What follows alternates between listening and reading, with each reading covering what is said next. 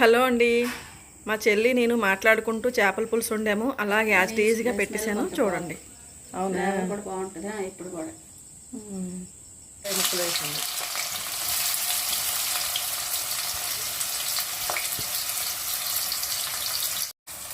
కొంచెం అలా వేయించుకుని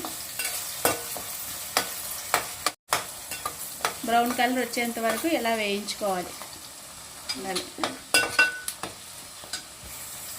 ఒక రెమ్మ కరివేపాకు,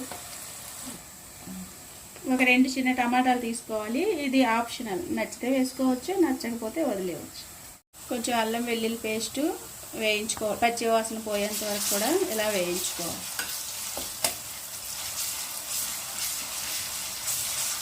అల్లం వెల్లుల్లి ఉల్లిపాయ ముక్కలు బాగా వేగాక చూపించుకున్న 2 టమాటాలు నీళ్ళు చిన్న చిన్న క్యూబ్స్ కింద కట్ చేసుకొని, క్యూబ్స్ అవసరం లేదండి, ఎలాగైనా వేసుకోవాలి. మీరు అంత క్యూబ్స్కే కష్టపడకండి, అవి ఎలా కట్ చేసినా ఎలా చేసినా అవి మగ్గిపోతాయి. సో ఇందులోనే చిటికెడు పసుపు, సరిపడినంత ఉప్పు. నేను పులుసులోకి కల్లుప్పు ఎక్కువగా వాడుతుంటాను. సాల్ట్ కంటే కల్లుప్పు కొంచెం బాగుంటుంది, హెల్త్ కూడా మంచిది కదా. ఒక స్పూన్ కారం వేసుకోండి. చేపల పులుసుకి ఆయిల్ కారము ఎక్కువ వేస్తేనే బాగుంటుంది, నీసు వాసన అనేది రాదు. స్పైసీగా చూడడానికి కలర్ఫుల్గా ఉంటుంది, అదేవిధంగా టేస్ట్ కూడా బాగుంటుంది. ఇవి సముద్రం చేపలండి, వీటి పేరు కానాగర్తలు. వీటిని ఇలా లైన్గా ఒకటి ఒకటి పెట్టుకోవాలి.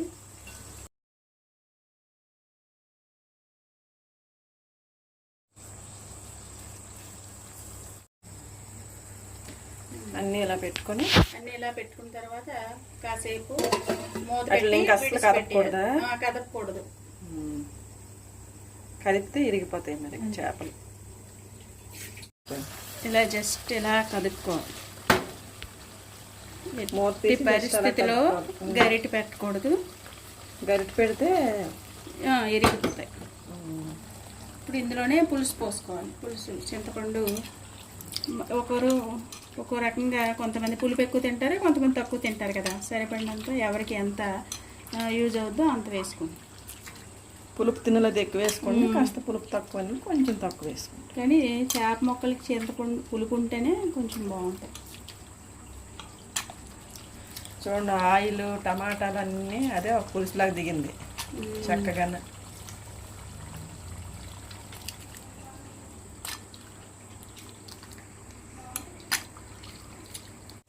ఇలా పులుసు పోసుకోవాలి.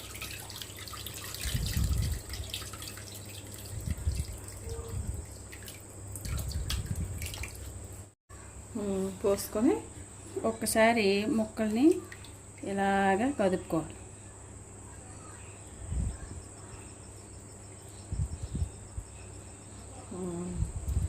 గరిటె పొరపాటును కూడా పెట్టకూడదేమో. పెడితే సముద్రం చేపలు కదా, కొంచెం తొందరగా విరిగిపోతాయి. కొంచెం ఫ్లేమ్ మీడియంలో పెట్టుకొని కాసేపు మూత పెట్టి విడిచిపెట్టాలి.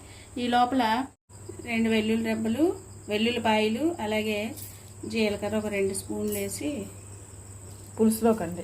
పులుసులోకి ఇంకా మసాలా ఏమీ వేసుకోకుండా ఈ ముద్ద చాలు.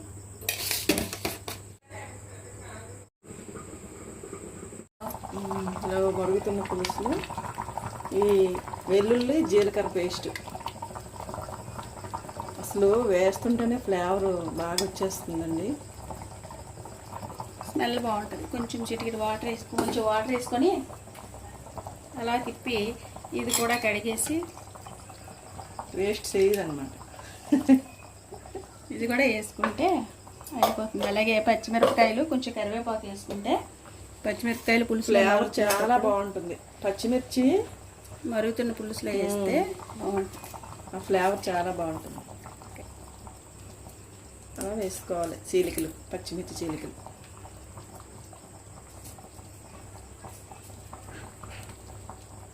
ఆ పులుసుతో పాటు ఇవి కూడా ఉడికి ఆ ఫ్లేవర్ నాకు తెలుస్తుంది అన్నమాట. అమ్మమ్మల కాలం నాటి పులుసు ఇది. కరివేపాకు వేసుకోవాలి. ఉడుకుతున్నప్పుడు వేసుకోవాలండి. పోపులో కన్నా ఎలా అయితే ఎక్కువ టేస్ట్ వస్తుంది. మా చెల్లి అయితే ఇలా బాగా చేస్తుందని.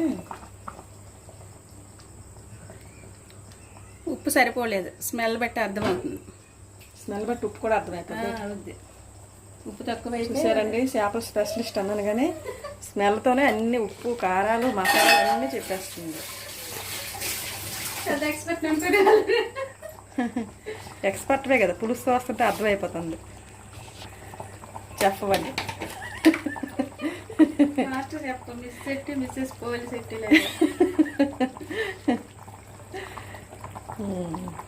ఓకే సరిపోతే అప్పుడు చూడవచ్చు. ఉడుకుతుంటేనే మంచి వాసన వచ్చేస్తుంది.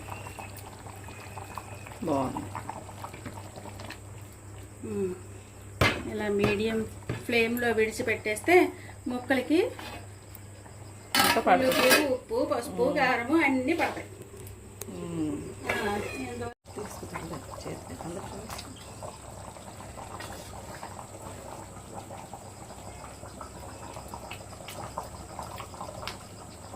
చూడు కారం సరిపోతుంది.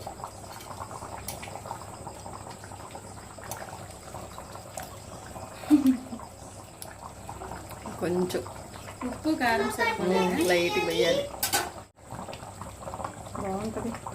ఇలా ఆయిల్ అంతా ఒక దగ్గరికి చేరి పైకి తేలాక మొక్కలు బాగా ఉడికిపోయిన అర్థం. అప్పుడు కొంచెం కొత్తిమీర గార్నిష్ చేసుకుని స్టవ్ ఆఫ్ చేసుకుంటే రెడీ. గుమగుమలాడే చేపల పులుసు ఇప్పుడే పెట్టి కొత్తిమీర వేసుకుంటే చేపల పులుసు తినడానికి రెడీ.